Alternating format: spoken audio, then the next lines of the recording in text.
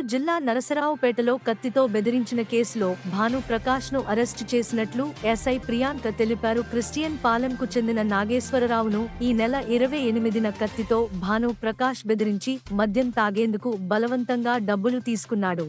కత్తితో హత్యాయత్నం చేయడంతో ఫిర్యాది దారుడు నాగేశ్వరరావు పరుగులు పెట్టాడు. ఈ దృశ్యాలు సోషల్ మీడియాలో వైరల్ అయినట్లు ఎస్ఐ పేర్కొన్నారు.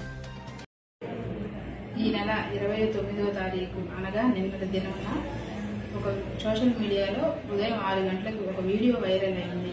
క్రిస్టియన్ పాలెం నందు ఒక వ్యక్తి కత్తి చూపించి బెదిరిస్తున్నాడని చెప్పి ఒక వీడియో వైరల్ అయింది. దాని మీద దర్యాప్తు చేయగా మల్లెల భాను ప్రకాష్ అలియాస్ బాలా అనే వ్యక్తి ఆ క్రిస్టియన్ పాలెం లైబ్రరీ దగ్గరలో ఒక కత్తి తీసుకొని చుట్టూ సరౌండింగ్స్ తిరుగుతా ఫిర్యాదుదారుని బెదిరించాడని తెలిసింది. ముందు రోజు రాత్రి మద్యం సేవించి అక్కడంతా గొడవ చేస్తూ అక్కడ ప్రజలను భయభ్రాంతులకు గురి చేయగా నెక్స్ట్ డే మళ్ళీ మార్నింగ్ 29వ తారీఖు వచ్చి పొద్దున ఉదయం 6 గంటల సమయంలో గొడవ చేస్తూ ఉండగా అక్కడ ఫిర్యాదుదారుడు ఎందుకు ఇక్కడ ఉన్నావు అంటే మెడ మీద కత్తి పెట్టి తాగడానికి డబ్బులు ఇస్తావా సస్తావా అని బెదిరించినట్టు మనకు ఫిర్యాదుదారుడు ఇచ్చిన కంప్లైంట్ మేరకు ఈ దినం కేసు కట్టడమైంది. 29 కేసు కట్టాం. ముద్దాయిని ఈ దినం రిమాండ్ పంపించడం అయింది.